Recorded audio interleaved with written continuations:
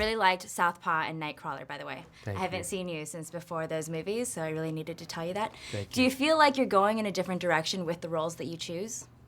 I mean, I feel like every role is a different direction, you know? I mean, but in terms of listening to myself in a different way, definitely, you know? Mm-hmm. I think I'm, you know, I think you get to be a certain age, and I think there are different, in the characters that you are asked to play are in different scenarios. Usually the stakes are higher, you know? I think as an adult, definitely you are faced with more interesting challenges.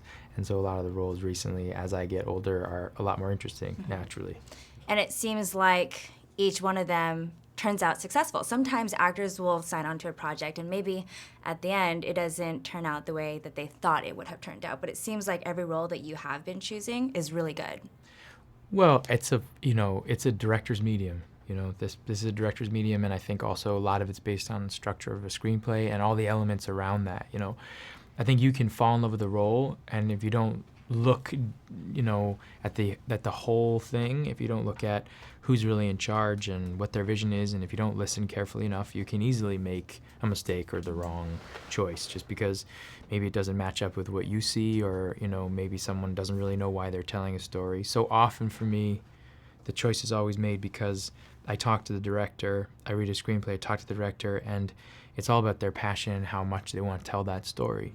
And oftentimes, and recently, more so than in the past, I've asked directors why they want to say what they want to say, and if they kind of can't move forward in their life without telling that story, then I feel like I'm in, because you know they need to learn something about themselves as they go through it, and that's everything, you know, and so far it's been pretty consistently successful. Yeah. But it's not me that's done it, it's them. I've just, right. I guess, picked kind of well. So then what was that meeting with director Tom Ford like? Did he really have to sell it to you, or was it kind of obvious from the very beginning that you would want to do Nocturnal Animals?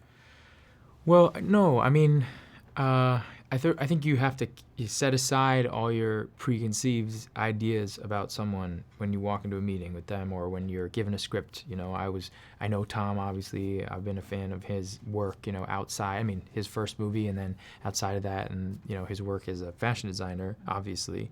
But, and I think he's brilliant in so many ways. But when I read this screenplay, I was just kind of left with this strange vibration from it, you know, the thriller aspect, along with like 3 other different storylines, which is all connected to this love story in the end.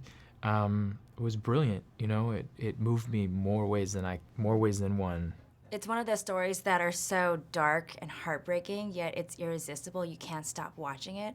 So I'm wondering, what was the experience that you had when you read that script all the way through? At first, I mean, the beginning of it is terrifying. You know, it sets up this situation that you spend the whole rest of the movie trying to resolve.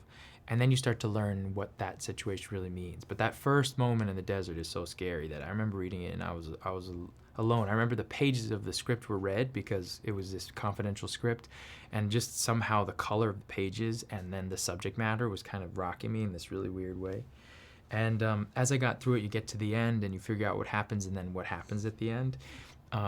I remember putting the script down, and there was a call set up with Tom a few hours later, and I sort of wandered around with the energy of that story still in me, kind of still rocking me. And I talked to Tom, and it just stayed with me for days and days. I think I read it, and there was a few hours between talking to Tom, and then after I said I wanted to do it to Tom on the phone, and that was like a 6-hour period. You know, it was like that fast. Mm-hmm.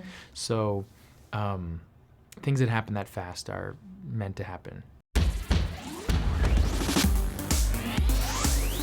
Made in Hollywood. Thanks for watching this interview. As always, don't forget to subscribe and let us know what you think in the comment section below. For the next Made in Hollywood interview, click right here. Do it. Click it.